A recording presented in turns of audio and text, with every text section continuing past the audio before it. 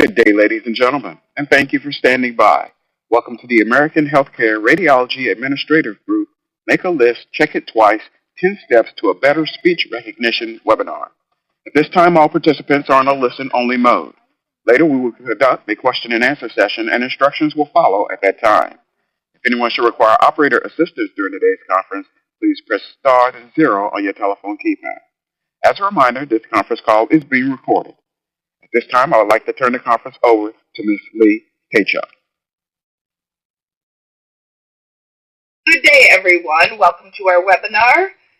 Today we will be covering introductions, an overview with learning objectives, the life cycle of the speech recognition program, questioning, are you getting the full benefit from that speech recognition program, why you might not be getting full benefits from it, and a checklist for success, 10 steps to make the speech recognition process better for your facility and your radiologist. I am Lee Taychuk, the founder and CEO of SpeechCheck, and with me I have Ken Schaefer, our VP of Strategic Relationships. We've given a few of these webinars now with AHRA, and this one is a compilation of the 3 previous with some additional information. If you've been with us before, some of this will be a review. If you're new to our webinars, you won't feel lost because we are covering everything, and we want you to sit back, enjoy, and learn a lot. One thing that we always say on every webinar is that we promise not to be boring. That is subjective, but we have had some great feedback that our webinars are not boring, so please bear with us through these next few slides while we cover all of the housekeeping items that we need to cover. Yeah, our promise is to always try to provide content that's interesting and relevant.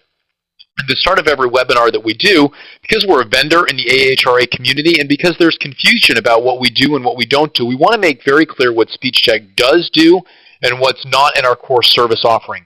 We are not a speech recognition vendor. In fact, we don't actually sell software of any kind. We live and work and breathe documentation quality. We audit the quality of final radiology documents. We do provide consulting services in the radiology space, but only for documentation and specifically around speech recognition. So we're going to be speaking today largely out of our operational experience. This is not really a sales presentation. We're vendor neutral. We have not met speech recognition software we don't like. We like all of it. We just want to make sure, and it's our passion to make sure, that whatever speech recognition software you're using is utilized fully and that the documentation quality of your documents is high. So a little bit more about our learning objectives. We put 5 up here. We're going to talk about the life cycle of a successful speech recognition program. And we're going to talk about that from choosing the vendor all the way through to successfully achieving value-based imaging. Value-based imaging and Imaging 3.0 are the buzzwords and the trends in our space right now. It's important to understand what impact that has on documentation quality. We're going to talk about why the benefits of your speech recognition software may not be being fully realized and how to overcome obstacles put in your way. And we know that we have obstacles put in our way. It's real world, right? We have obstacles from radiologists. We have obstacles from administration. We have old habits. We have processes that maybe aren't fine-tuned. So we want to talk about how to get past those obstacles and achieve the maximum utility out of your speech rec system. And finally, we're going to identify a list of 10 things you need to do to succeed with speech recognition. These are items, maybe 1 applies to you, maybe all 10 apply. We're going to talk about 10 things you have to do and how to accomplish all 10 items. So our action point today will really be those 10 things, what it is you can take away from this webinar to make an immediate impact in your workflow and overall quality of your department. First step of the life cycle is vendor selection. This is actually probably the most important step to get going. You need to choose a software vendor that you can work with, not just for today, not just for tomorrow, but for the long haul. You want to make sure that personalities mesh. I know that sounds like something that should not be in a vendor selection, but it's important to like who you're working with. You want to establish a timeline with that vendor and make sure that it's realistic both for you and for them. and you want to agree on deliverables, and you need to get this up front. We're going to dig deeper into all of these areas through the life cycle in future slides. This is just the overview, but I want to point out that I truly believe that the vendor selection is something that you should spend a significant amount of time on, and not just one person. Pull other people into this selection process, anyone who will be working with them or with the platform. Implementation is the second step of the life cycle. That includes everything from interfaces to distribution to setting up templates with your radiologist, and finally to go live. Training is part of the implementation process, but it's also part of the entire life cycle. Your radiologist and your management team need to know the mechanics of the software, how to use it, what buttons to push, what screens they're going to be seeing, what reports can be run, just the mechanics of using the actual speech recognition software. Then your radiologists do need to be trained, or coached as we like to say, on best practices for dictation and best practices for editing. Now these are different than what they're used to with a traditional dictation and transcription model. They need to be clear and they need to speak in a natural tone of voice, but they also need to be very concise. Mumblers do not succeed with speech recognition. Fast talkers, accented radiologists are actually excellent at this process, but they do need to know that it is different than what they've been used to all of their years as radiologists. And then the actual use of using the speech recognition software. Your radiologists need to be proficient, efficient, and most importantly to them at least, and to your bottom line, they need to be productive. They need to know how to use this program very well. They need to know it inside out. If they are frustrated in any way, if there are gaps in the knowledge, you're the one who's going to suffer, because they're either going to complain nonstop, or worse, they're going to be very vocal and loud about it, or they're going to shut down and want to send everything to an editor. So the actual use is an ongoing process. They must be kept up to date on updates in the software, upgrades on the software. Any tips and suggestions that are found through this use need to be shared. It is an ongoing process. And finally, quality. You need to be able to measure the quality fitting into standards that you have set as a department, and you need to also look at this as continuous improvement. We have at SpeechCheck put together what we believe are the best quality metrics for this documentation. We pulled this from many different sources because there is no one source out there. No governing body has said, this is what you must do in every report. This is the quality that must be measured. This is how the quality must be measured. Or even this is what the standards are. There is nothing out there in one place that we could find, and we have done a lot of work on this, that says this is exactly what you must be doing. So what we did is we talked to radiology directors, we've talked to radiologists, we talked to transcription services, we talked to AHDI, which is the Association for Medical Transcriptionists. We have talked to quality assurance people. We have talked to the ACR, and we've talked to some of the speech recognition vendors. And we put together what we feel are the standards that could and should be met. It just in a nutshell, 98% or better accuracy with no critical errors is the standard that we believe each department should be striving for. Yeah, you know, it's interesting that there is no documented standard for quality in documentation, but everybody knows when something is wrong or when it's a problem. So even though 98% with no critical errors is acceptable, the real standard in the area we all strive for is 100%. And as we're putting this together, if you are paying attention to documentation quality, if you're working on improving the quality of documentation now, we believe that that gives you a strategic advantage as Imaging 3.0 becomes further defined. As we get closer and closer to figuring out value-based reimbursement and value-based purchasing strategies in imaging, documentation quality, we believe, is going to play a defining part. So, once you've got the speech recognition system installed, you've selected your vendor, you've done the training, you've done the implementation, it's all in there, it's all working. Question is it working well? You know, I have a friend in the software business who always says and you've probably heard this, there's never enough time to do it right, but there's always time to do it over, or we don't have enough budget to do it right the first time, but there's always budget to do it the second time. And the truth is that once something is broken, it's harder to fix than just doing it right in the first place. Think about anyone who's ever lost an element of his reputation or trust or integrity. Those things are difficult to win back. And the same is true for reputation, trust, and integrity in your radiology department.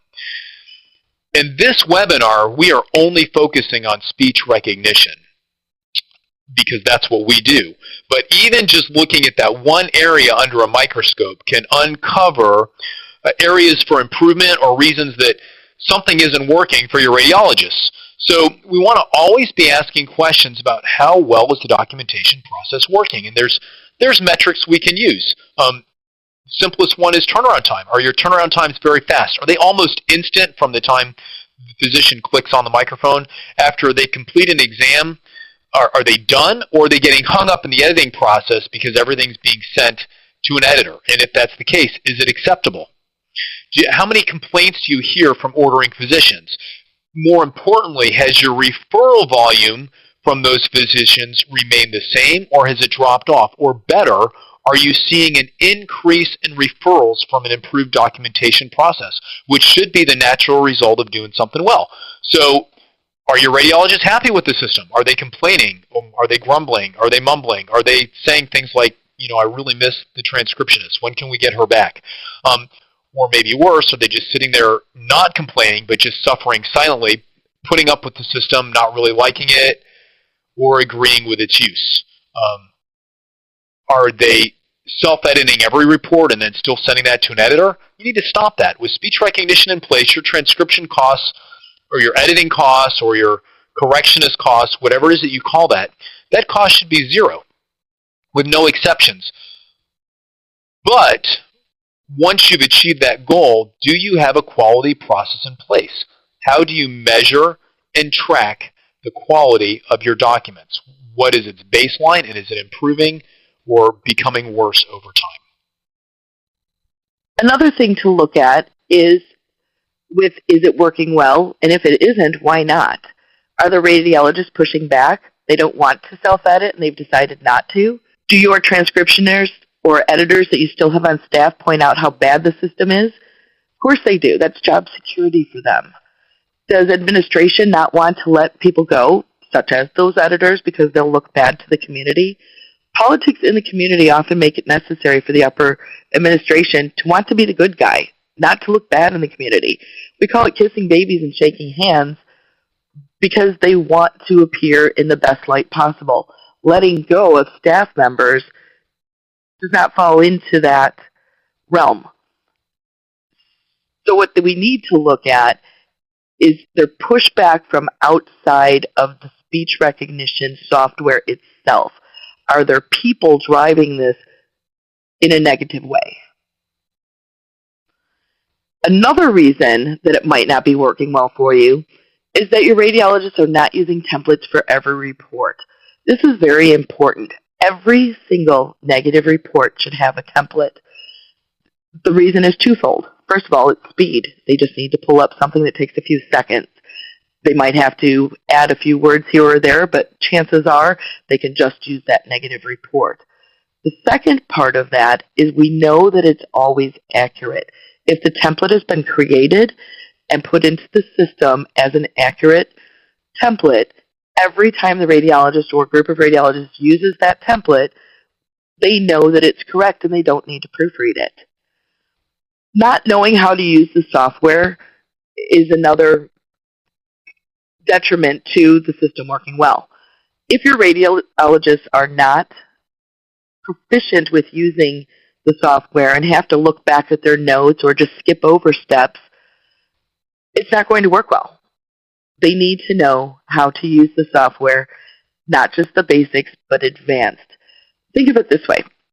Back when we all had fax machines, and you've got a list of probably 5 to 10 faxes that you send to on a daily basis. But for some reason, you've just never programmed in their phone numbers. So every time you went to that fax machine, you had to look up the number or pull it from memory and enter it manually. The truth is, just to read the instruction book and put in those auto numbers would have saved you minutes a day, adding up to hours and full days over time. The same thing is true with the speech recognition systems. Your radiologists need to know the ins and outs in an advanced way so that they are using the system to its fullest extent and in the most efficient way possible. Fear does play into this. It all leads to fear. Your radiologists are afraid to make mistakes, so it's easier to send to an editor. They're afraid that they're not using the software right, and they really don't have anyone to ask, so they just stop using it. Again, sending everything to an editor. And the last is that difficulties in editing are often due to physiological limitations, and we're going to show you some examples of this now. And I will show you the examples. I was just thinking about your fax machine. I just bought my first new TV in, quite a long time, and it's a smart TV. I think that TV is smarter than I am because I've tried to read the instructions and set the thing up, and I can't figure out how to use it. So I end up defaulting to the technology I know how to use, which is my iPad. I know how to download things and watch them on the iPad, but I can't figure out how to download them and watch them on the TV. It's all about what we know and using the software well. And here's some examples. As you're looking at this, can you answer the question, how many F's do you see? And just give you like 5 seconds to kind of look at that and count them up. And while I'm doing that, just to let you know, in previous webinars, we've talked about the fact that the human brain is the most complex computer in the world, but it runs on the same amount of power as a 10-watt light bulb, which is less power than your refrigerator bulb uses. So because it's kind of an underpowered machine for its level of complexity, our brains become very efficient in creating shortcuts to minimize power usage. Basically, if we couldn't create shortcuts, we couldn't operate and think very well. So you should have an answer, and I gave you a long enough time that you might have gotten the correct number. There are 6 F's. Most people, when we show them this slide quickly, only pick up 3. And the reason is because your brain makes shortcuts. It turns out that the word of, F makes a sound like a V. V is in victory. However, F normally makes a sound as in fox. F is in fox. So finished, files, and scientific, we see and hear the F the way that we always expect to see it. But of, we hear something phonetically different in our brains when we read it, and we tend to skip the 3 F's that are the second character of the word of. So the correct answer to the question is 6. But most people, if you show them the slide quickly, will only see 3. Let's take a look at another one. And as we're looking at that next slide, I'm not going to wait for you to read the whole thing because we've seen variations of these on the internet. Everybody sends them, and they're kind of cute. They're kind of clever to laugh at. And we can bring up the slide that shows all the words correctly. Here's the point of this exercise. It's kind of fun, is maybe one thing, but these slides are real examples of why it's difficult for a radiologist to self-edit well without extra training. See, here's what happens. When it's wrong on the page, the radiologist knows what's supposed to be there.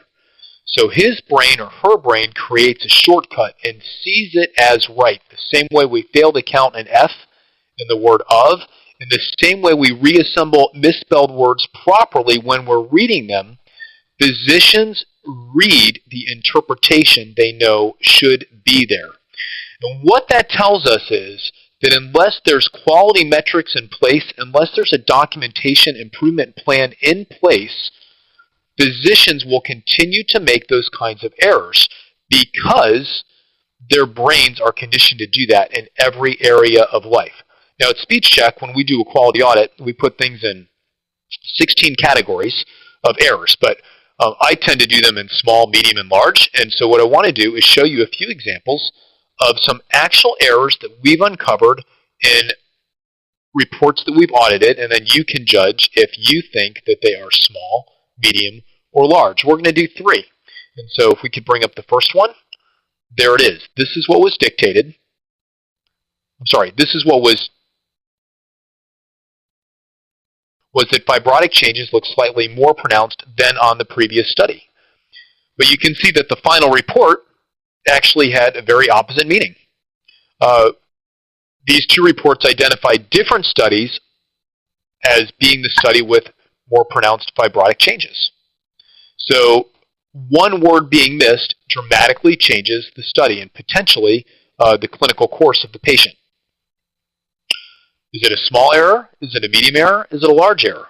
That's for you to decide. Here's our next error, again, from an actual report that we audited. No central venous thrombosis is identified, or a central venous embolus is identified. Slightly different conditions, in fact, exactly opposite.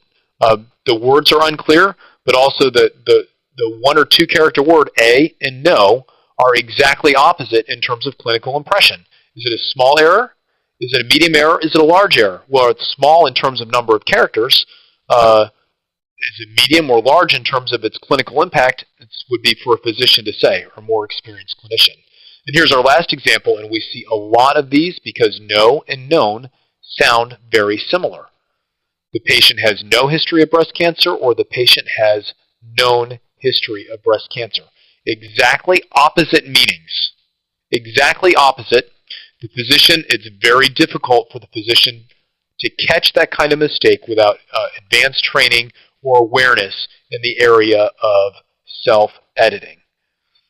And everybody on this webinar has seen errors like that, and maybe errors that are worse. Some are funny, some are serious. The good news is that if you're not getting the quality that you want, your documentation process is not broken forever. We know from Management 101 that what you measure gets improved. So no matter where you are in the life cycle of your speech recognition system, you can back up, reset, and improve and fix what is wrong. Listen, the smallest radiology departments generate tens of thousands of clinical results a year, of diagnostic results a year. The largest generate more than 1 million. Each one of those is an opportunity to do things right or to do things wrong. And if your process isn't working well, it may be broken, but it is not beyond repair. Simply paying attention and working on improvement will give you a better result. Now we're going to give you the actual steps to succeed with your speech recognition program, starting with, from the very beginning, choosing the right vendor for your facility. I touched on this earlier, but I cannot stress enough how important this is, because what works for other facilities might not be what's best for you. You need to look at all aspects. You need to look at price, of course. You need to look at training. What training are they going to give, not just to the voice, but to your team that will be using the system, from clerical to management to the radiologists? What type of support are they going to give you, and at what steps? Are they going to be there for the implementation and then they hand off the baton to your department? Are they going to actually do each step of the implementation, or are they going to train you how to do it? And what is their future support? Will they be there for go live? Will they be there a month later? Will they be there for an annual update and training? Will they be there when a new radiologist comes on board, or if there's a change in management? Will they be there to train and support you, not just through the implementation, but through the life cycle of the speech recognition software that you're purchasing from them? Are there future opportunities for improvement? Will they be adding some benefits to you as things upgrade? Do you need to pay for an upgrade, or do you need to buy a whole new system? You need to know exactly what you're getting into and make sure that you actually like who you're going to be working with.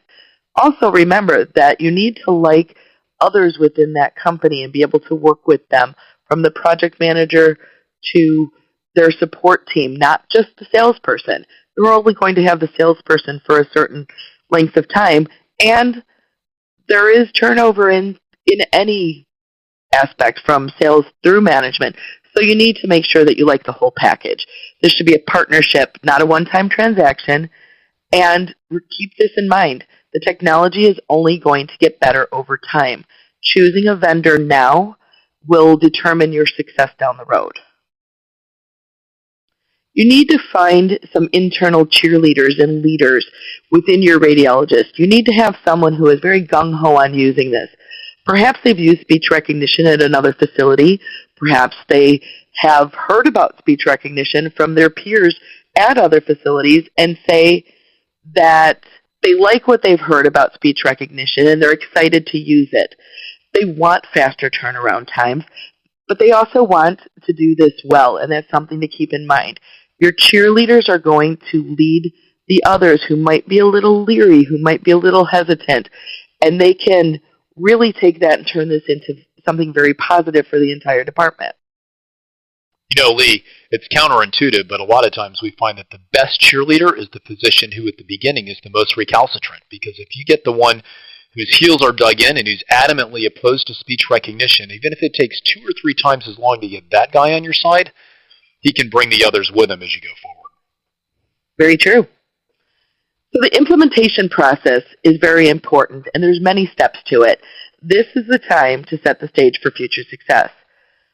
When you're speaking with your vendor, I mentioned that some vendors actually do the implementation for you. Some train you on how to do each of the steps yourself, and some have a blended solution. A lot depends on what your resources are. Do you have someone on your side in IT or in management that will be leading this, and some people that can perhaps do some of the steps, or do you contract out and would prefer if the vendor takes care of everything? Do you want to be able to make changes down the road, or are you going to pay the vendor to do those as time goes on? That's something that you need to decide, and it really depends on what your resources are for that. One of the most important parts of this implementation process is, of course, communication. There should be a kickoff call with all parties involved, from the chief radiologist to the director, your PACS administrator, your IT department. The vendors should have a project manager. They should have your salesperson on the call. They should have their IT support on the call. Anyone who's going to be part of the process needs to be on the kickoff call, and then regular calls at predetermined intervals need to happen, and everyone needs to be on every call. Every portion of that call might not apply to each person, but it's important that everyone's on the same page. You need to work with your radiologist on template creation. You need to get buy-in from them, explain why you're doing these, work with them to decide, are they going to be doing global templates? Are they going to have individual templates? We find that it really depends on the facility and on the radiologist.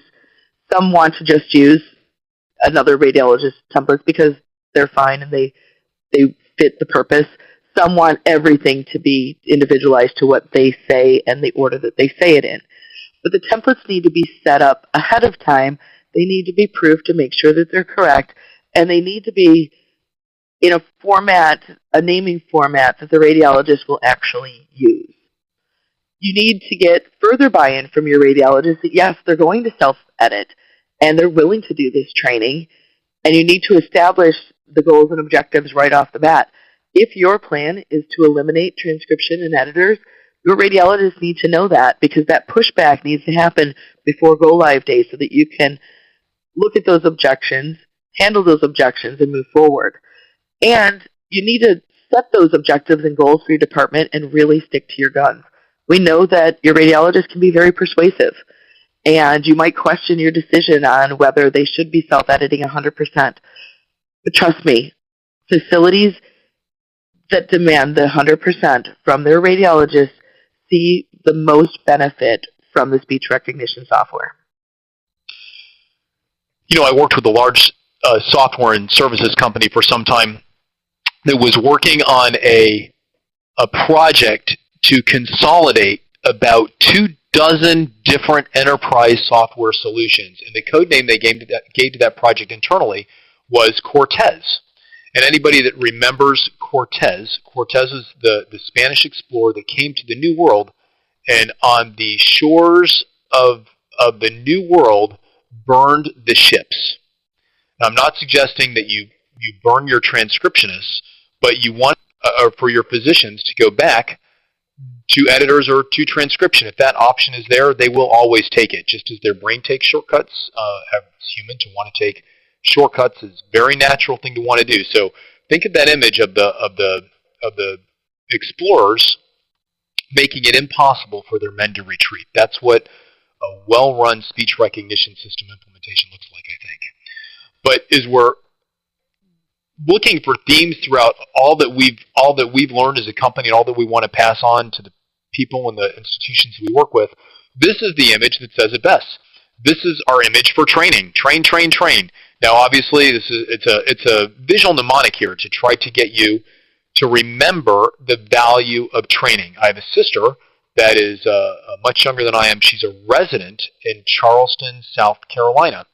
And we talk about the way that she does documentation. She's not a radiology resident, but the reality is the way that she documents as a family medicine practitioner is different than the way family medicine practitioners documented 20 years ago or even 5 years ago.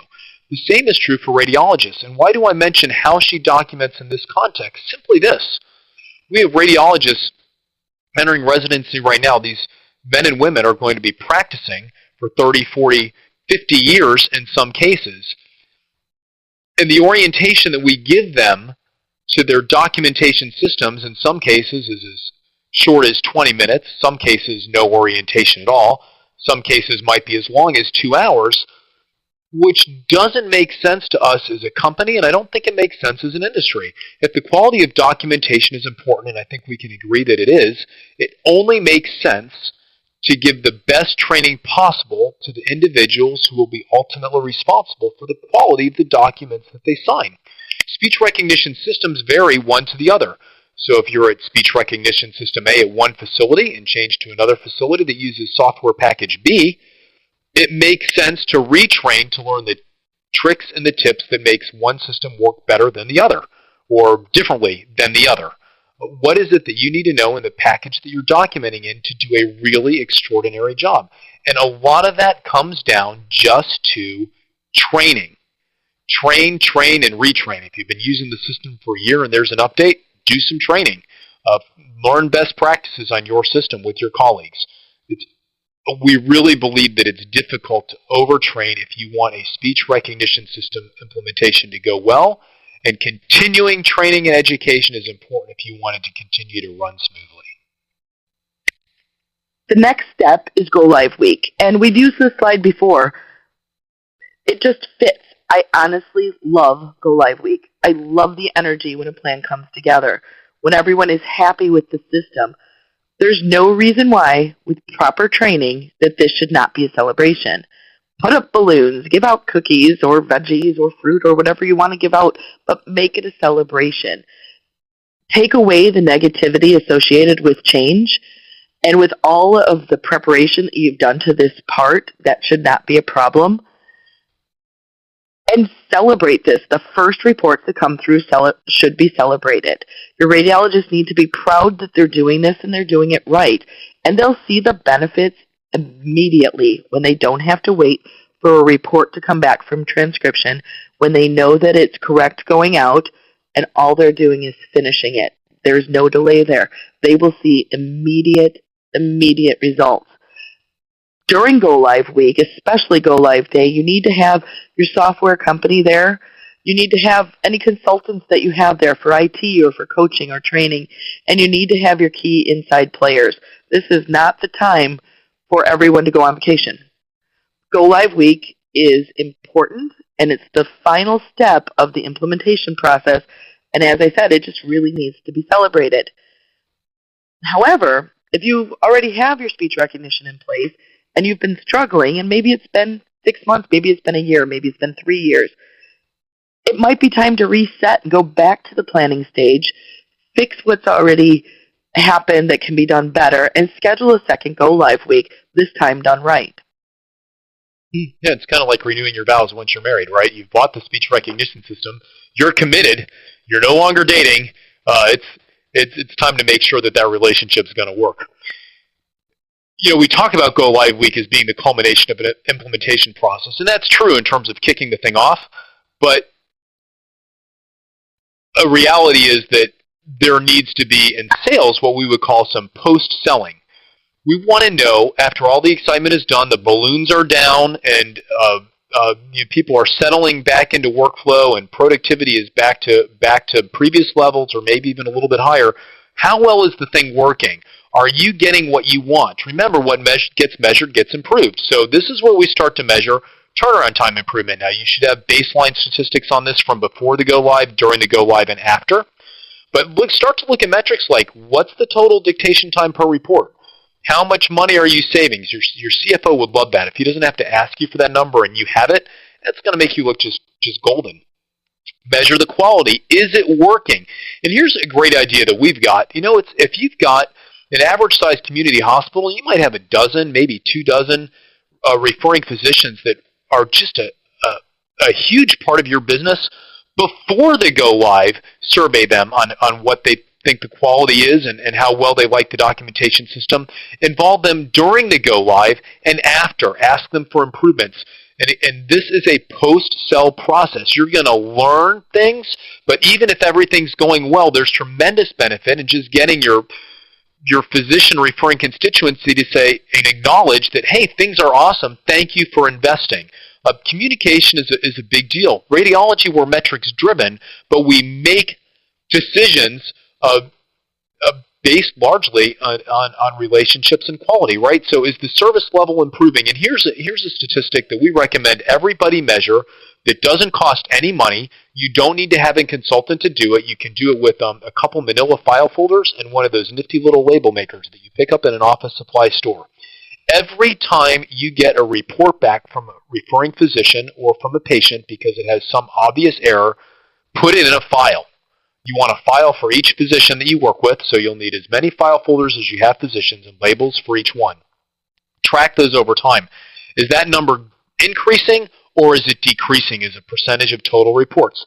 It's not a recommended QA process. We don't like to find out about errors in quality after patient care has been delivered, or we don't want to find out about it from the end user, but it is a measure of quality, and it's low cost and is very simple to do. We think everybody should have a file folder with bounce backs from physicians or from patients, or heaven help you, from attorneys. So as we're moving on here, we do an entire presentation, not today, but at other times, about the conflict and the tension inherent in every process between what we call better, faster, and cheaper. You may know the old expression that you can have 2 out of 3. You can have better and faster, but not cheaper. You can have cheaper and faster, but not better. Or you could have better and cheaper, but not faster. So the reality is these forces compete in speech recognition. And you want to make sure that as you're making your improvements, you're monitoring all 3. Are we getting better? But are we getting better at the expense of faster and cheaper?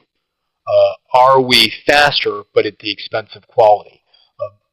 Be aware that those 3 dynamics are always going to be in play, and it's not a conflict that can be resolved. It is a tension that must be managed. And to the degree you start to put some hard numbers on those and track what's really going on, you'll be able to guide and steer your ship a little bit better. And finally, as it relates to metrics, let's measure what matters the most. Ordering physician feedback matters. Patient satisfaction scores matter. Reducing the number of addendums, because we did catch the error before it went out but have to do rework on it, that matters. Every addendum that we do, every time a report comes back, it's a delay. It costs money, it costs time. In some instances, it costs excellence of care. It can cost a referring physician relationship. A speech recognition system properly implemented is not necessarily a cost. It could be an investment in improving physician relationships and even in capturing additional referral business. Now, whenever I go on site to work with physicians or leaders in any capacity, there's a word that I always avoid, and the word is change. And on this slide, we have the phrase, be open to change and improvement. And I would suggest that whenever it is that we are working with people to improve a process, we always use the word improve. Almost everyone, including me and including you, is averse to change. We don't like change. We fear the unknown. We like our routine. Our brain takes shortcuts and we become established in patterns. I drive to work the same way every day through the same number of traffic lights. There's a variety of routes that I could take, but I don't want to change them.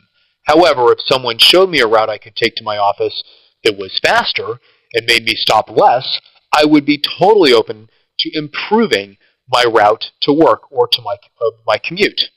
So be open to improvement, and you can rebrand change as improvement. Be aware of what's coming next, what can be put in place now. Start to think in your department about what does it look like to have real analytics. Natural language processing, we believe at SpeechCheck, is kind of the next frontier in business intelligence around radiology documents.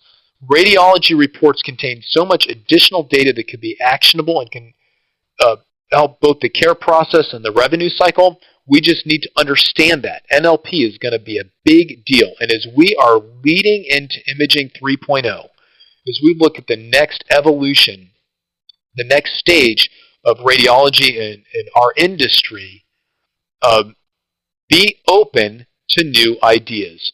All changes, all improvements are going to affect the department directly, but they are also going to affect your patients and their families. And this is why that's important, because sometimes you're not a radiology administrator or a practicing physician. Sometimes you are a patient, and sometimes it's your family.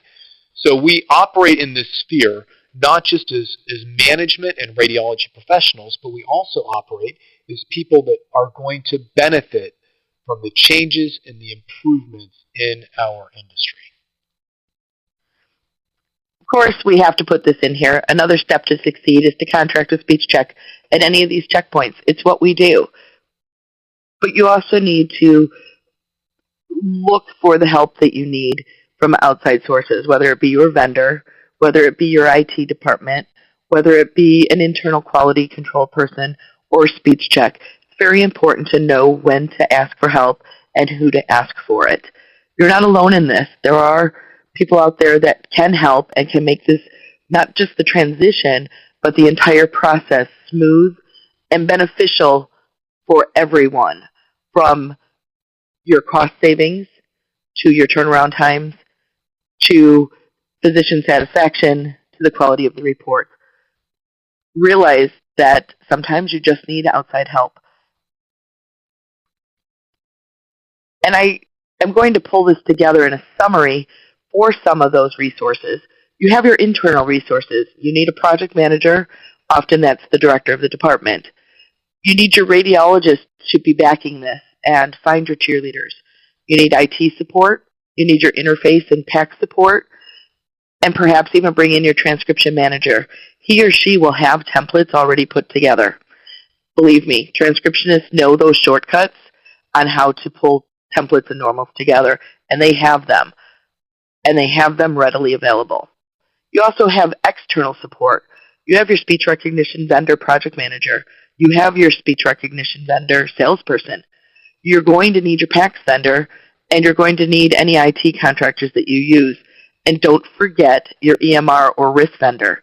They do play an important part in the interface process. And look for outside trainers and coaches. The speech recognition vendor will train everyone very well on how to use the actual software, the mechanics. They will make sure that the voice is trained.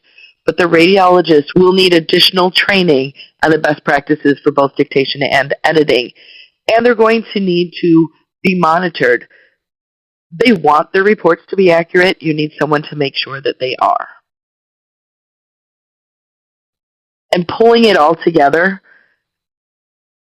just to review the 10 steps, you need to choose the correct vendor for your facility. You need to find your cheerleader within your department.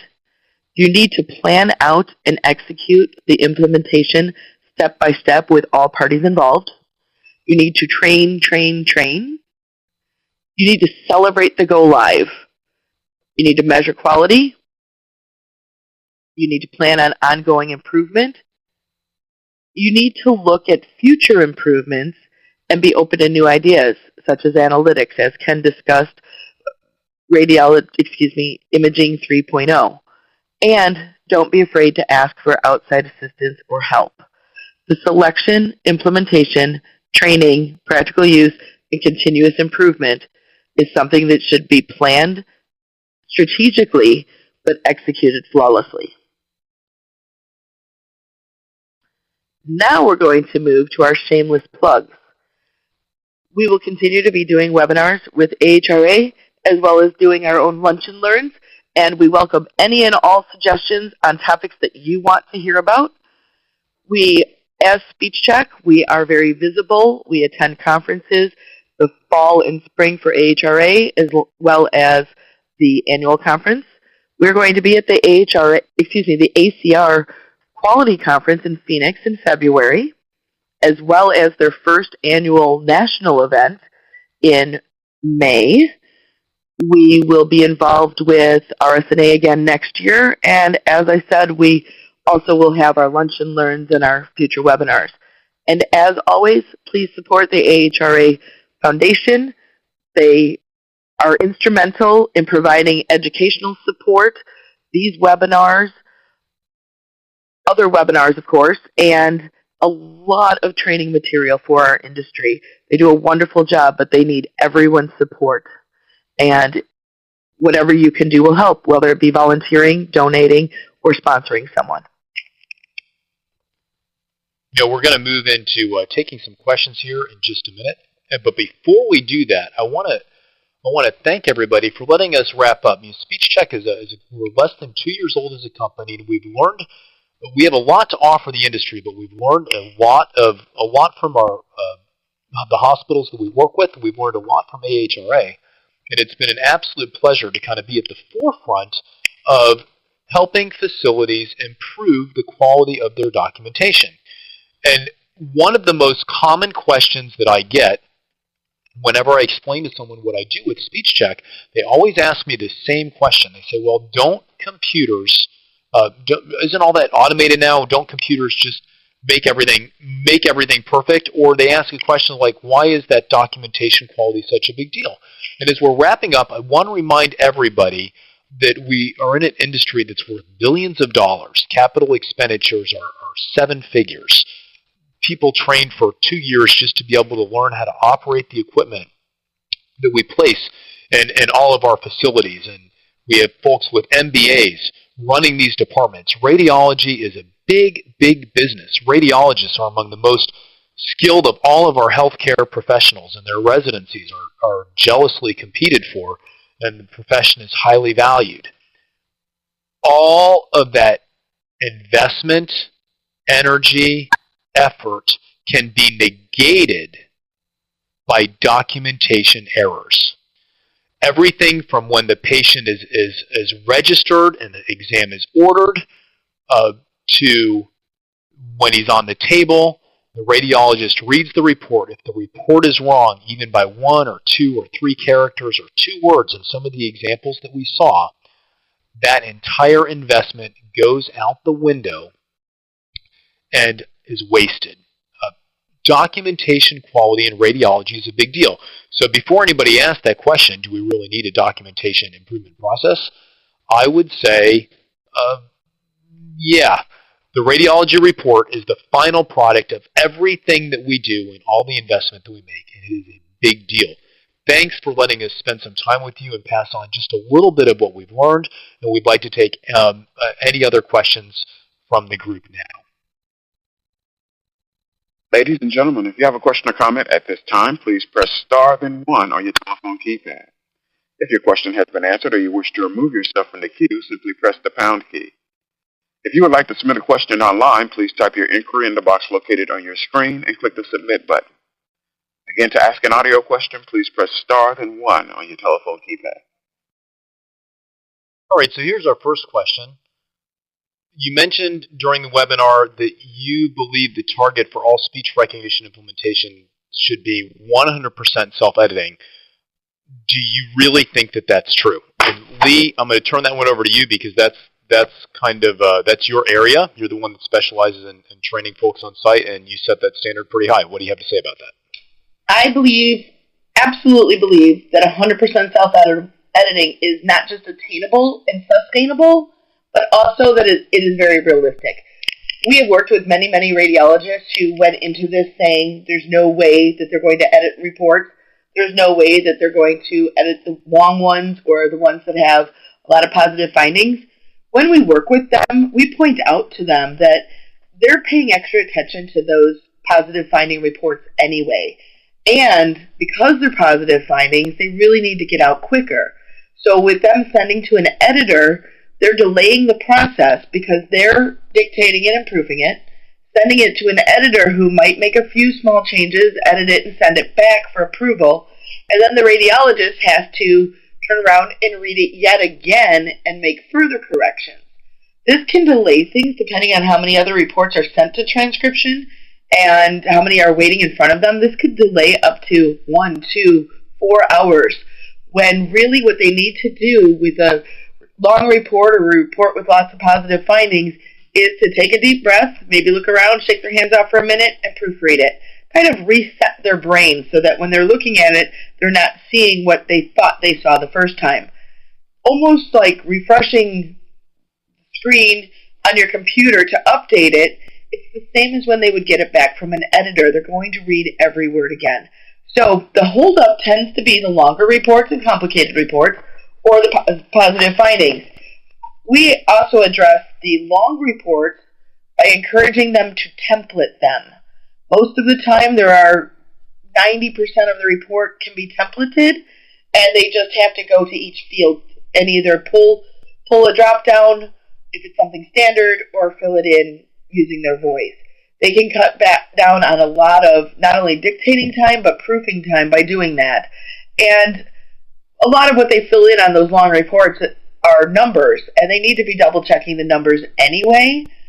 So we find that once we start coaching them on that, they do start to realize that it is not just faster, but better for them to self-edit their own work. So yes. So what you're saying is a little counterintuitive, right? They think it's faster to send it to the editor, but they actually will spend less overall time if they do it at the point of interpretation. Because Exactly. The case will be fresh, they'll be reviewing measurements right on the spot while the images are loaded. They won't have to review a second time when the editor sends it back. 100% correct. So, yes, 100% is attainable, sustainable, and realistic. And we've seen it over and over. And Now, we've we seen do it have a happen question here from Cindy S. I'm using privacy here. And she asked, what is your experience in using negative macros that a radiologist edits to use as a positive report? And I cannot read the rest of her question. It cuts it off there, but I do realize what she is trying to say. Oh, I'm sorry, it did pull up. Does this statistically create more problem reports? For example, discrepancy between the body and the conclusion. What we suggest to the radiologist when they're doing that is to use the macro, but go back through it line by line to make the changes. Don't just assume that everything in there is what they need. My actual advice to a radiologist when they have a positive report is to dictate it from scratch rather than using a negative macro. We don't want something negative going out the door because they didn't change something, or as Cindy said, with a discrepancy between the body and the conclusion. The advice that we do when we coach the radiologist is to have a brand new report on the positive report. I hope that helps. Want me to take that next one? I've got something here from a T. Nunzio. What do you tell a radiologist who feels it takes more time to self-edit than edit after a transcriber has edited?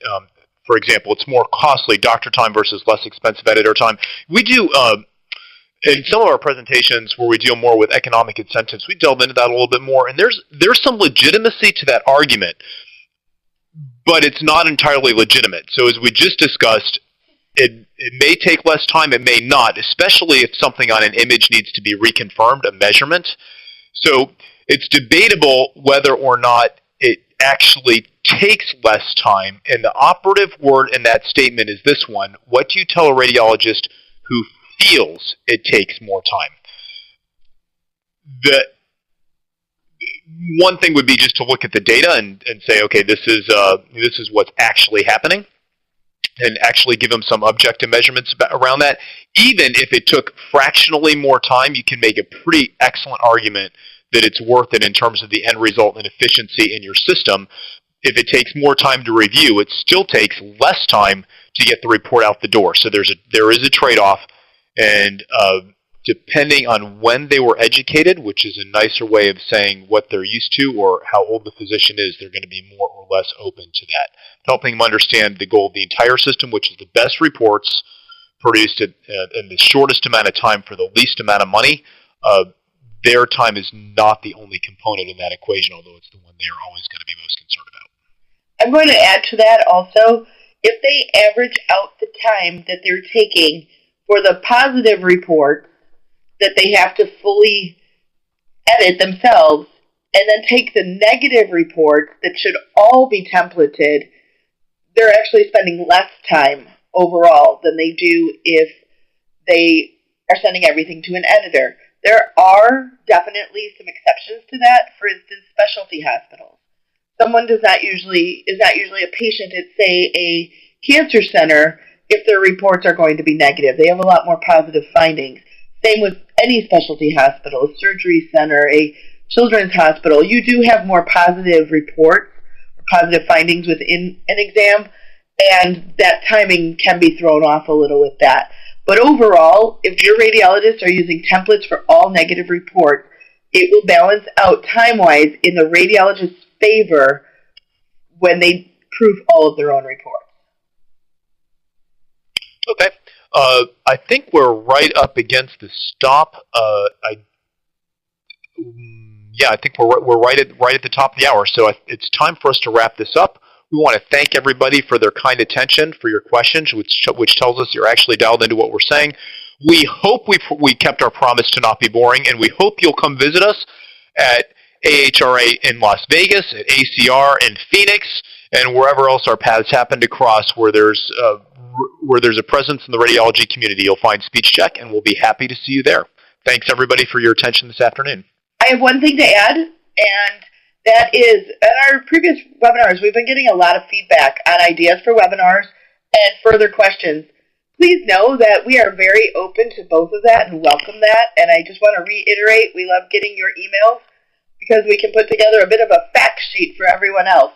And again, I am Lee at SpeechCheck.com, and Ken is Ken at SpeechCheck.com. Those should be pretty easy for everybody. Thank you all for your attention today. Have a great afternoon.